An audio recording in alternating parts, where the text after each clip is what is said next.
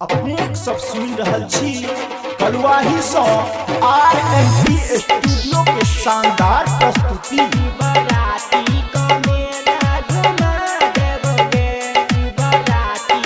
DJ Guddu Raj, DJ Guddu राज, RMP अपन लोग अपन गीत सुन गे रानी तोरा यही कपले सर हमला जेबौ ओत्ता सफर तोरा हम डोकहर ला का जेबौ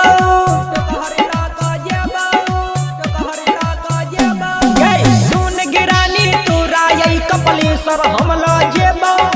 ओत्ता सफर तोरा हम डोकहर ला का जेबौ भोला बाबा के दर्शन करा देबोगे शिवरात्रि का मेला घुमा देबोगे शिवरात्रि का मेला घुमा देबोगे शिवरात्रि का मेला घुमा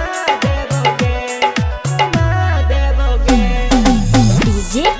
गुड्डू राज, डीजे गुड्डू राज, डीजे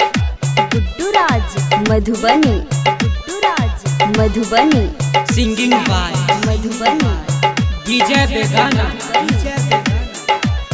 भोला बाबा के चढ़े बही जे जल गे देतहुन बाबा तोरा मन जोग फल गे है गे भोला बाबा के चढ़े बही जे जल गे देतहुन बाबा तोरा मन जोग फल गे चढ़ैया तू बेलपाती हम चढ़ेबै बंगोला हम तू मिलके बुझबै खुश भजतिन बंगोला भोला बाबा के दर्शन करा देबोगे शिवरात्रि का मेला घुमा देबोगे शिवरात्रि का मेला घुमा देबोगे शिवरात्रि का मेला घुमा DJ Guddu Raj, DJ Guddu Raj, DJ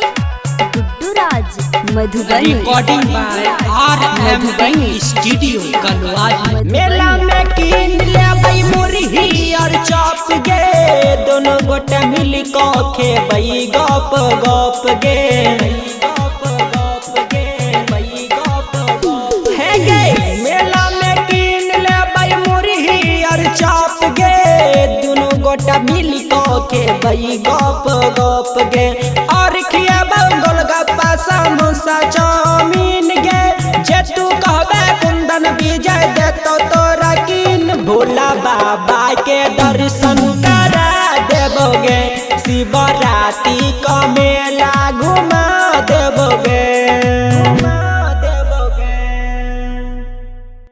RMP studio के लाल बटन दबाकर सब्सक्राइब करी संग ही बेल आइकन के दबानाई नहीं बिसरी ताकि अपने सबक समक्ष नव प्रस्तुति अभित रहे।